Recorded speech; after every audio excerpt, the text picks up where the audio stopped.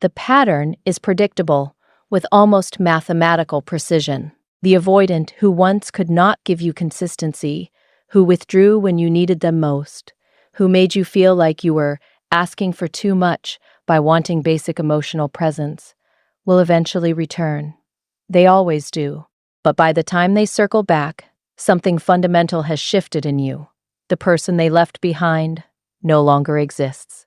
You have healed, evolved, and built a life that no longer has space for their inconsistency. Their return is not the victory you once imagined it would be. It is an interruption you no longer welcome. Understanding why you will not care when they come back reveals the transformative power of choosing yourself over waiting for someone incapable of choosing you. You have seen behind the curtain. When the avoidant first pulled away, you might have blamed yourself, questioned your worth, wondered what you did wrong. But time and distance provided clarity that proximity never could.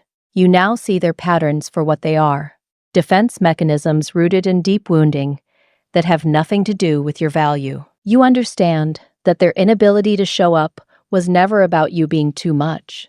It was about them being emotionally unavailable. This awareness is permanent. When they return, you cannot unsee what you have learned. You cannot go back to romanticizing their aloofness as mysterious or interpreting their distance as strength. You see them clearly now, as someone too broken to offer what you need, and that clarity makes their return irrelevant. You are no longer attracted to potential. You require actuality. And they have already shown you that actual, consistent presence is beyond their current capacity. You have built a life without them in it.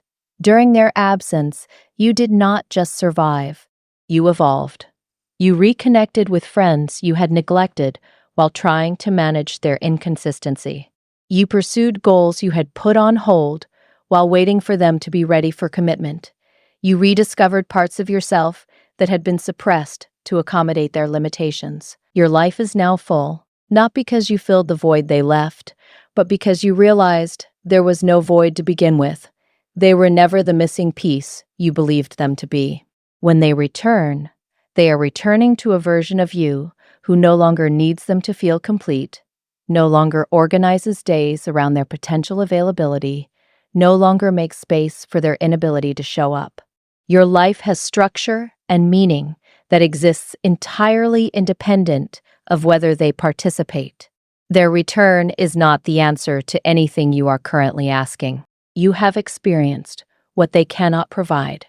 In their absence, you may have met people who demonstrated what healthy connection actually looks like. Or perhaps you simply experienced the peace of not being in constant anxiety about whether someone cares, whether they will respond, whether today is the day they decide you are too much. You have tasted emotional stability, whether in solitude or in connection with others who can reciprocate your energy. This experience has recalibrated your standards. You now know what it feels like to not constantly question where you stand. You understand that love is not supposed to hurt this much, that partnership should not require you to shrink yourself, that genuine care shows up consistently rather than sporadically. When the avoidant returns, offering the same inconsistent attention that once felt like everything, it now feels like nothing, because you know better exists and you are no longer willing to accept less. You have processed the grief and moved beyond it. The initial pain of their departure was real and intense. You grieved the loss, the potential, the future you imagined, but grief has a timeline, and you have moved through it. You are not frozen in the hurt they caused. You have integrated the experience, learned the lessons, and released the emotional attachment that once bound you to them. When they return, they are expecting to find you where they left you, still hoping, still available, still willing to give them another chance. But you are not there anymore. You have healed in ways that make their return feel like encountering a stranger rather than reuniting with someone who mattered. The emotional charge is gone. There is no anger left, no residual hurt, no lingering hope, just indifference born from genuine closure you created for yourself when they could not provide it. You recognize the pattern will repeat. Perhaps most importantly, you understand that their return is not evidence of change, but rather the continuation of their pattern. The avoidant comes back because their delayed processing finally allowed feelings to surface, because they tried to replicate what you offered and discovered it is rare because the grass was not greener elsewhere. But none of these reasons indicate they have done the therapeutic work required to show up differently. They are returning with the same attachment wounds, the same patterns that caused them to leave in the first place. You recognize that accepting them back would mean signing up for the same cycle. Initial intensity, followed by gradual withdrawal. Promises of change, followed by familiar dysfunction. Hope, followed by inevitable disappointment. You have learned that people do not change because they miss you.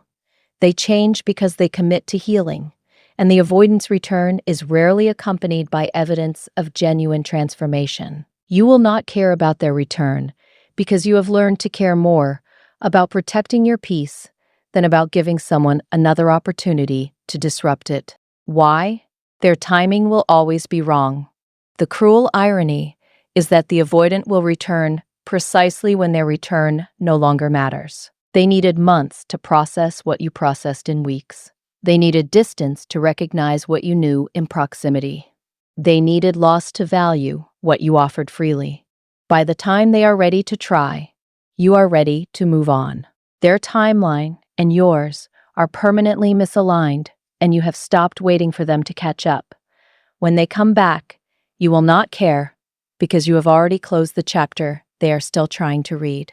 Their return is too late, not because you are punishing them, but because you have genuinely moved forward. And moving forward means recognizing that someone who could not appreciate you when you were offering everything does not deserve access to you now that you are offering nothing.